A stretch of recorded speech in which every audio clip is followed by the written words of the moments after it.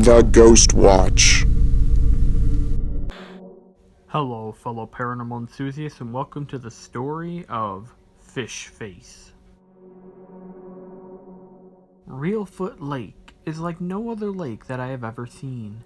It was formed by the Great Earthquake of 1811. The earthquake caused a section of the Earth's crust 60 miles long to fall down, taking trees, hills, and hollows with it.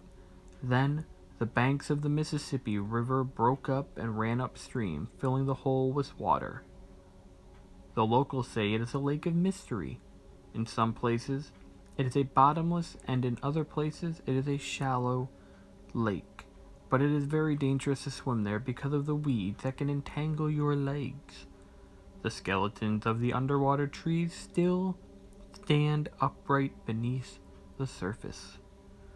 If the sun is shining at the right angle and the water is less muddy than usual, you can peer down into the depths and see the slime-covered branches stretching up like the fingers of drowning men.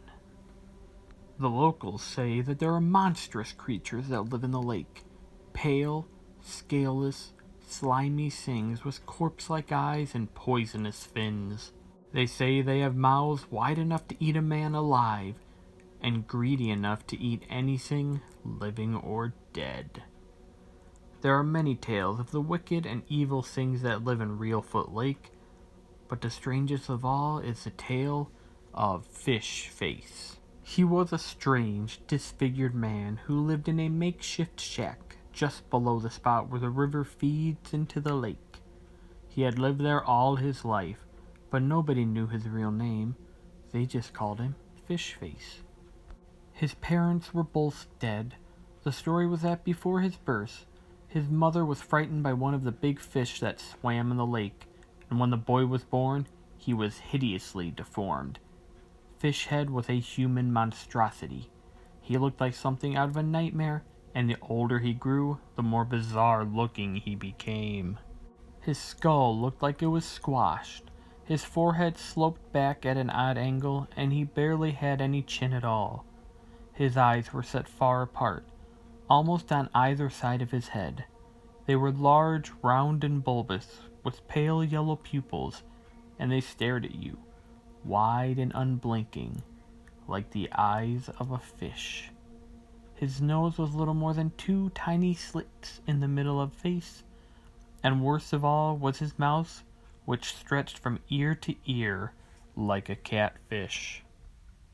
Fish Face mostly kept to himself. He lived a lonely existence and didn't bother anybody, tending to his corn patch and trapping small rodents in the swamp. He cooked his food over an open hole in the soggy earth, and he drank from buckets of water he dredged from the lake. His neighbors were all superstitious people, and they feared him. Many times they would see him there, crouched on a rock, silent and motionless, peering down into the murky waters of the lake. They avoided him like the plague and left him well enough alone. Further up the river, there was a small, dilapidated cabin built of logs. It was the home of 2 brothers named Jake and Joel Baxter. They were a violent and irresponsible pair, always up to mischief. They lived on whiskey and tobacco when they could get it, and on fish and cornbread when they couldn't. Every day they traveled up and down the river in their motorboat, checking the traps they had set along the weedy banks and collecting their catch. One day the brothers were out on the river. Jake sat on the back of the boat, manning the motor and steering, while Joel was in front, checking the nets. They always kept a crate of beer between them on the boat.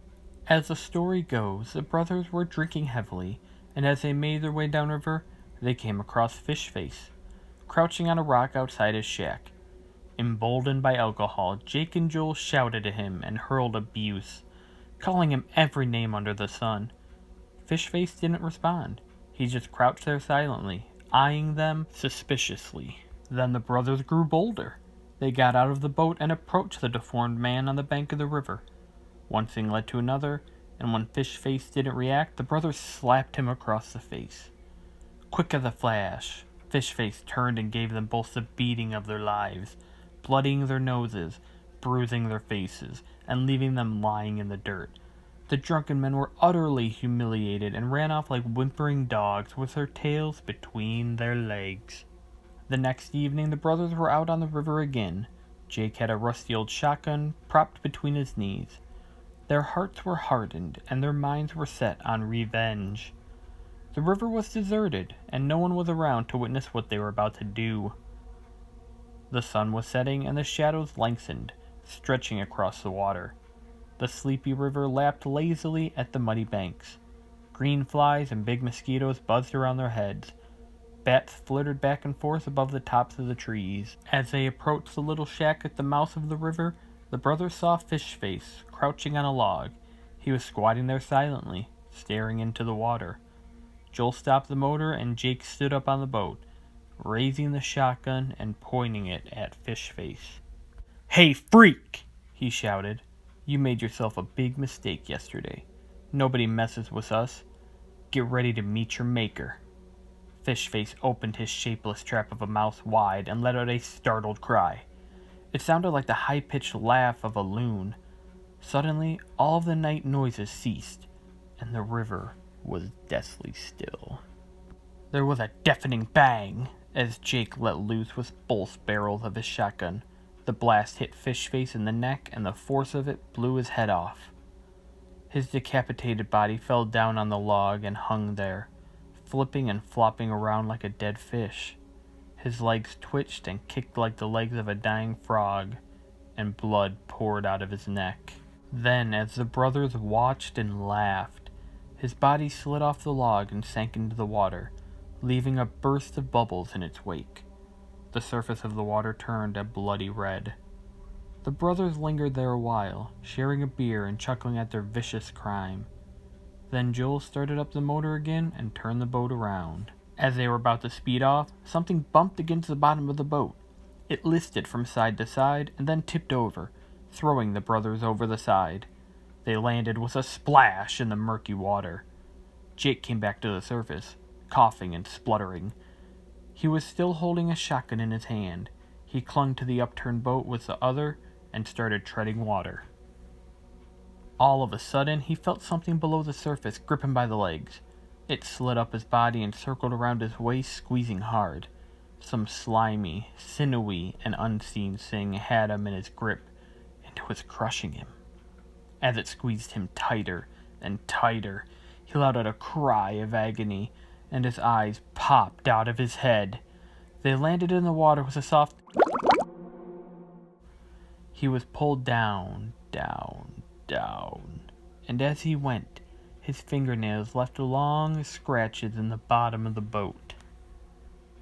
Joel's fate was even worse because he saw much more. He watched in horror as his brother was dragged to his death, and there was nothing he could do to save him. Then he saw it. The enormous gray thing rose out of the water. Ancient mud and slime from the bottom of the lake ran off its pale, repulsive skin. It was the head of a gigantic fish, with corpse-white eyes and a gaping maw enclosed by rows upon rows of razor-sharp, serrated teeth. Joel only had time to let out a yell of unimaginable horror as the thing bore down on him, opening its jaws wide and devouring him in one bite. With a huge splash, it dived, whirling and churning beneath the water, and disappeared. Soon the whirlpool died away, leaving only ripples in its wake, and the river became still again. All that could be heard was the buzzing of the insects and the croaking of the frogs. Days later, 3 bodies surfaced downstream. The bodies of the 2 Baxter brothers were so mauled and chewed up that they had to bury them together in the same grave, because nobody could tell which one was Jake and which one was Joel. The 3rd body was headless and couldn't be identified. They buried it in an unmarked grave. Later on, they assumed it must be Fishface, but try as they might, they never found his head. Well, thank you guys so much for watching. I hope you enjoyed it. If you did, please like and share the video. It'd be much appreciated. Also, links to my social media will be in the description below. I also stream on Twitch at MadFerrerGamer, and I have 2 other YouTube channels, Talking Detroit Tigers and MRE Kaiju. But if you want to see more of the Ghost Watch, subscribe for more paranormal activity. And I'll see you guys later. Bye bye.